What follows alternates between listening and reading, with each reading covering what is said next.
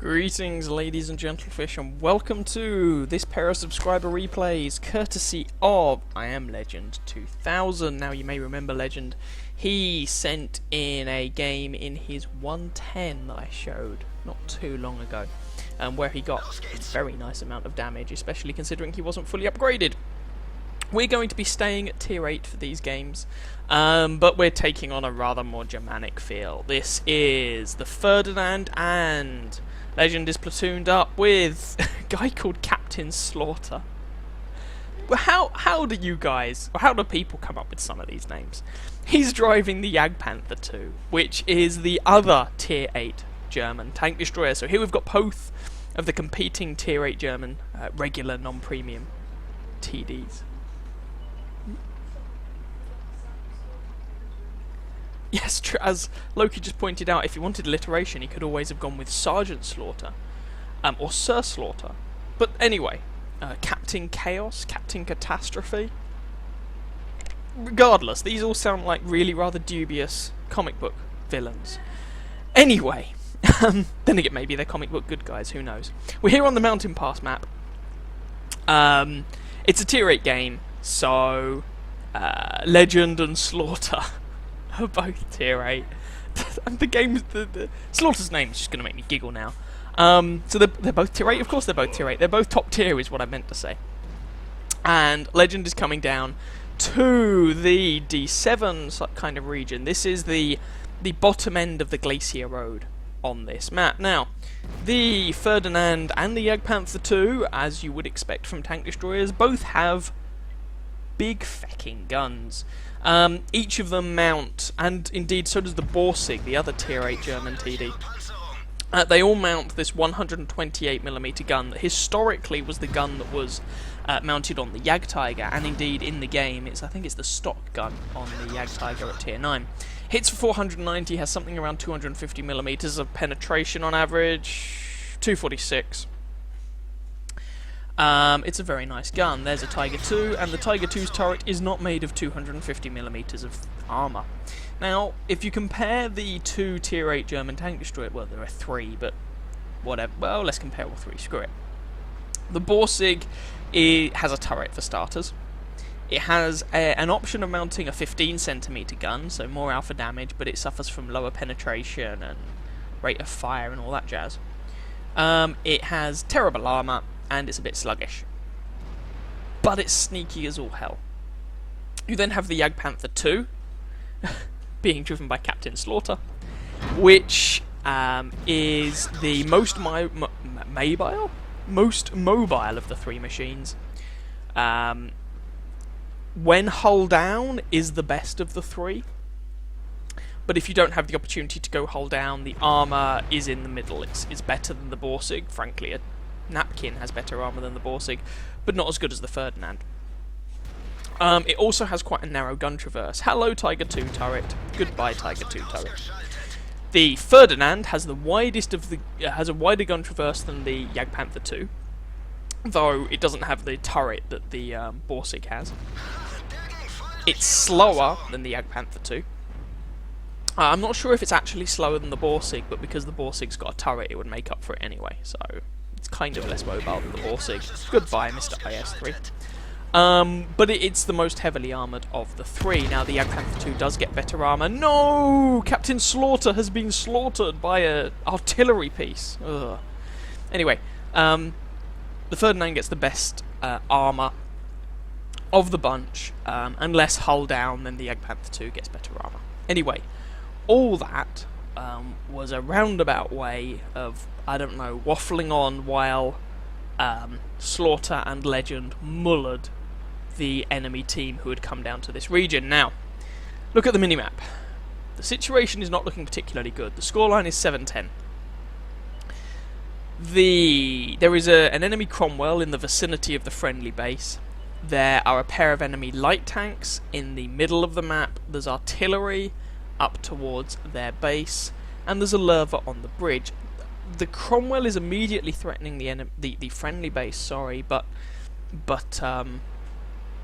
it may or may not be a problem. It depends what he does. If he was going to cap, I think he would have done so by now. The 3 remaining tanks on the friendly team are all top tier, which is something.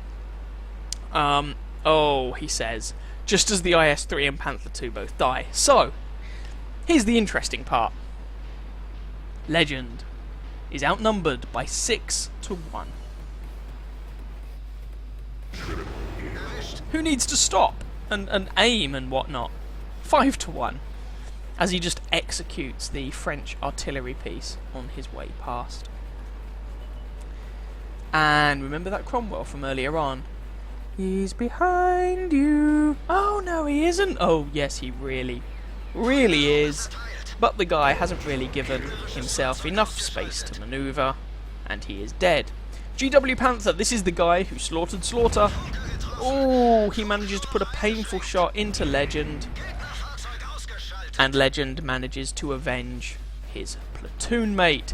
ELC has come to have a little bit of fun. Now, the ELC is a very good little light tank, but not if he rams himself to get death against a Ferdinand. That's just dumb as all hell. And now we have a 1v1 situation. Enemy Lerva, tier 8 German premium heavy tank versus Legends Ferdinand. The Lerva has the turret, the Ferdinand has better armour, but that was an awkward situation. The Ferdinand started that engagement with the health advantage, and so it was always going to be difficult for Legend to win that engagement. Massive shame. Whilst the Ferdinand has the better armour, the only armour that can reliably bounce the Lerva is on the superstructure. The actual hull of the Ferdinand, even at its thickest, is 200mm thick. It shares a hull with the Tiger P. The Lerva has over 230mm of penetration on average with its standard AP rounds. Let's not even get into its APCR rounds. That was a painful game. Let's just go in.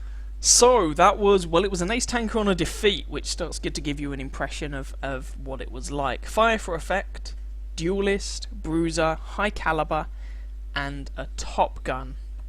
4,277 damage, 7 kills.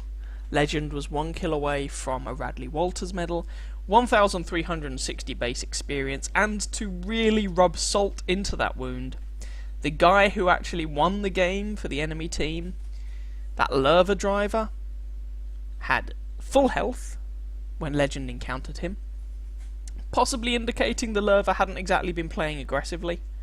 And then when you consider throughout the entire course of the game, that Lerva only did 1,500 damage, and he did about, maybe 600 of that to Legend. Yeah, that's a bit of a kick in the teeth. Ah well, never mind. C'est la vie.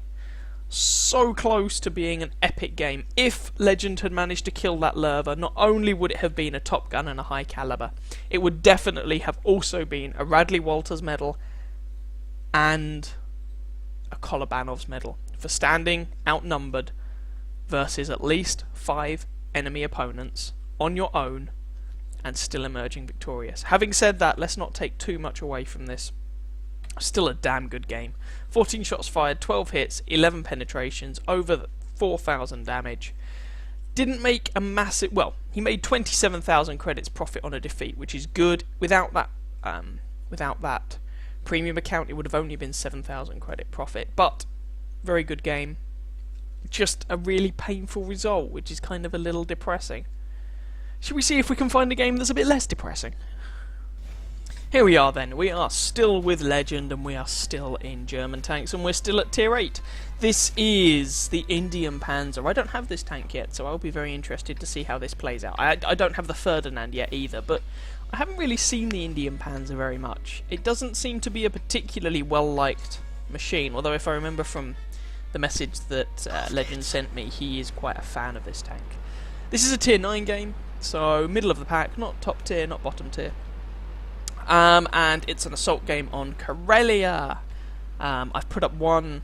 I've either put up or will put up, I'm not sure which it will be at the time of recording, one game or one video about Karelia, or with games from Karelia. And so this is going to be another one. Now this is an assault game, so the pressure really is on the a friendly team to kind of go over there and kick the enemies in the face. And we shall see what we can do. So, if you look at the map, you'll notice, and if you look at the tanks available to each team, you'll notice that Legends team has 3 artillery pieces. Ooh, this tank seems to have quite a long aim time. 3 artillery pieces. Bounce. 4 medium tanks, 2 heavy tanks, 4 tank destroyers, and 2 light tanks. Why am I bringing that up? I am bringing that up because it means that the team doesn't actually have that many combat tanks. You've got 3 artillery all sitting up onto the hill, and you've got a bunch of tank destroyers, a good number of whom will also probably be sitting up on the hill. So that kind of puts a bit of pressure on the actual combat tanks that the friendly team do have to get off their backside and do something. I mean, the enemy team have more, well, they have more heavy tanks, which is going to be interesting. Anyway, Legends come up onto the, I don't know what to call it, the south flank, I guess, rather than the north. And just trying to see if he can get any shots on anyone. There's the Lerva. Oh, artillery has been spotted and prioritised. There goes half his health, there goes the rest, and he's dead. It's always amusing when you see people play, and artillery crops up, and suddenly they become target priority 1 through 7 for the enemy, for your team, and for you as a player. It shouldn't come as a massive surprise. I mean, artillery, generally speaking, has relatively little health, so a shot or 2 will put them out of their misery, and taking them out can be valuable even if they're not particularly reliable anymore. Scoreline is currently 6-3. The Legends team certainly is having the better of this engagement, or of these engagements. You know, and a chunk of those tanks that were giving the enemy team, I would argue, a little bit of an advantage, have just melted away. And credit where credit's due, the artillery and tank destroyers on the friendly team are, certainly the tank destroyers, do appear to be pulling their weight. And this Jagdtiger, by the way, up here, lovely to see. He's in a tank destroyer, but he has armour, so he isn't cowering at the back, he's getting stuck in. There's the Super Purging from earlier on, side of the turret. It looked like that might have gone into the tracks instead, which is kind of frustrating. Lower plate is not a weak spot on the Super Purging, so you need to find a different shot. The top of the turret does the job, so do the lower turret cheeks, and of course there's the side if you've got it. There's also a machine gun port on the front on the upper plate. So we've got that Lerva from earlier on. I mean, Legends team are winning 8-4. Now, worth pointing out, they're winning 8-4, but if you take away the tanks that are going to be sitting up on that hill, 1, 2, 3, 4, 5, 6 tanks are sitting up on the hill. So in terms of actually assaulting, the scoreline, you know, the scoreline is a little bit deceptive, because Tanker's team only actually have 5 tanks that are pushing, and one of them is an E75 on the A9 region, who is all by himself, all on his lonesome. Anyway, friendly waffle by the name of Sir Hutchington. Great names. I love reading people's names. They're hilarious. Has managed to claim a kill. The friendly AMX 5120 is already saying you lost, but let's not jump the gun too quickly. I've seen more one-sided scorelines be turned around before. So, Tanker has switched from fire support to drive over and kick them in the spleen mode. And the Indian Panzer is, if nothing else, fairly mobile. There's the Lerva from earlier on. In terms of aesthetics of the tank, the Lerva and the Indian Panzer have quite a lot in common. They've both got this similar kind of style of turret. So he puts a shot into the Lerva, puts one into the Tiger, who is firing HE. Because reasons? And yeah, he's firing HE. Because HE does more damage, don't you know? And okay, Legend's just working him over. He's taken some track damage, but nothing to really worry about.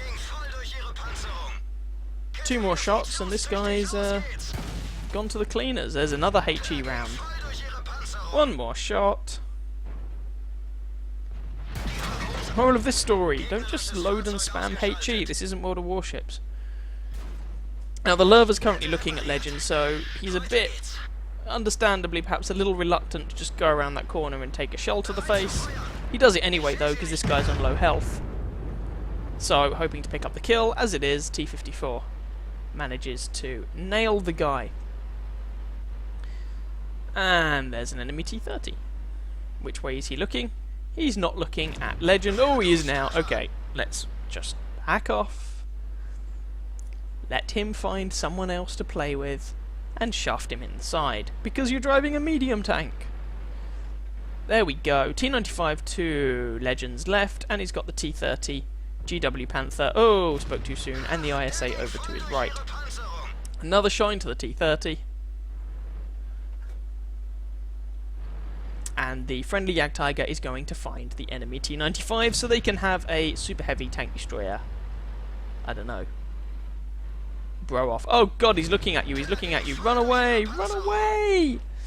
Another shot into the T-30. He's putting all these shots into the hull of the T-30, and even the frontal plate of the T-30 is just not up to bouncing.